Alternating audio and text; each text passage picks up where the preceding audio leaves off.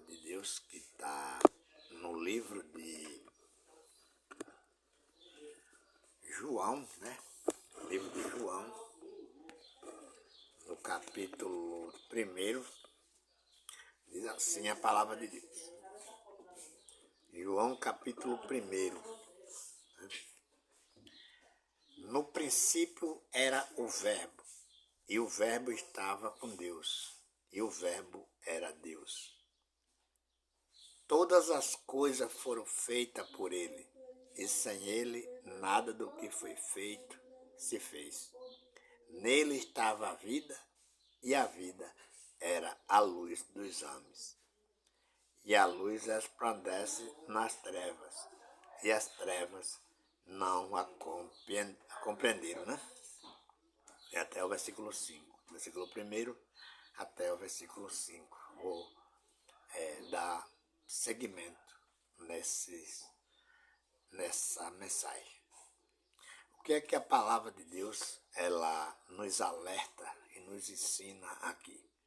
Sempre eu peço para a interpretação do conhecimento e o ensinamento de professores para fazer com que a palavra de Deus não vá em vão às pessoas. O que é que está acontecendo? Diz que o Verbo se fez carne, né? E habitou entre nós. Esse versículo 1 diz que no princípio era o Verbo, e o Verbo estava com Deus, e o Verbo era Deus. Como é que nós podemos entender aqui? Nós podemos entender que um dia Jesus, o Deus, pensou no céu, vendo tanto pecado na cidade de Israel, no país de Israel, no seu povo escolhido por ele mesmo, que era aquele povo que veio de Jacó, de Abraão, né? Aquele povo ali, manteram, desviaram dos mandamentos que foi dado para que eles pudessem seguir e levaram a condenação.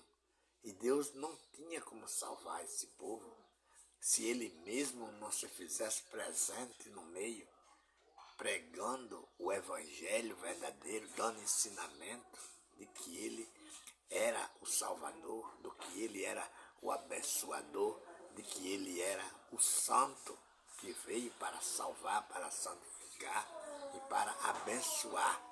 E com isso ele se fez homem e disse: tem uma maneira de eu ir para essa cidade, nascer lá.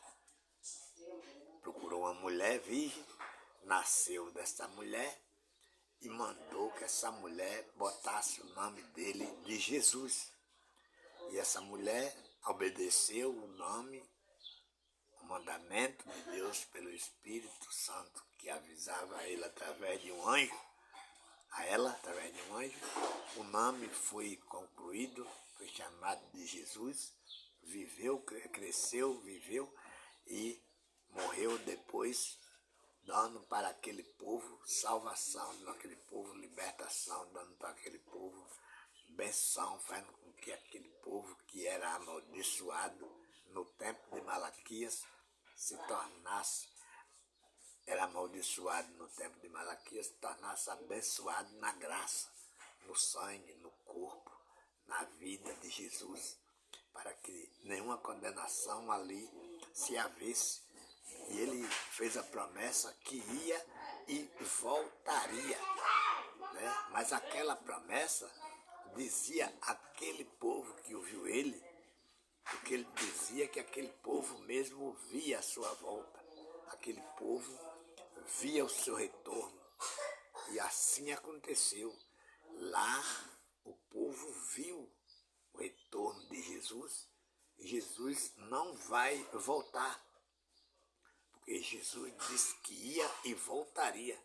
E Jesus já voltou, porque ele disse que aquele mesmo povo, não era eu que via ele voltar, agora em 2025, mas aquele povo que viu ele subir, via ele descer, e viram em uma festa em Jerusalém, no capítulo 2 de Atos, lá estava o povo naquele culto, naquela casa, e ali houve um mover do Espírito Santo. E aquelas pessoas viram descer o Espírito Santo sobre cada um deles. Ali era Jesus voltando, não como carne, mas como o Espírito. A promessa está sendo cumprida naquele dia. E ali as pessoas, a partir daquele dia, são filhos de Deus, são casa de Deus, são templos de Deus. Todos nós somos abençoados, porque essa honra, essa glória, essa benção nos atinge. E a Bíblia diz que nós somos mesmo os verdadeiros templos, nós somos os verdadeiros filhos, nós somos abençoados, salvos, sem medo de errar. Não podemos ter medo de errar. Essa é a palavra de Deus, sem mentira, sem ganância, né? E com certeza Jesus já veio e já salvou e já abençoou. Eu não estou mais esperando Jesus, porque agora eu conheço que Jesus já habita em mim. Jesus já habita em todos os povos. Nós somos templos verdadeiros, casa verdadeira.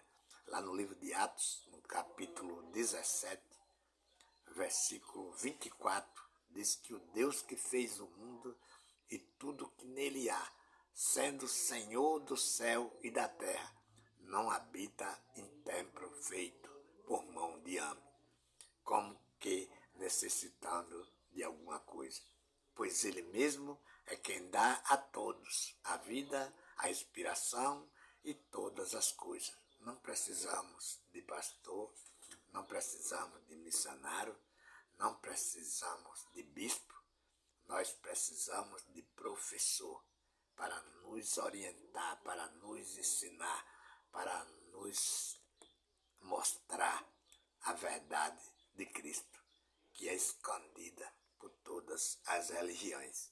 E essa é a mensagem de Deus para esta manhã.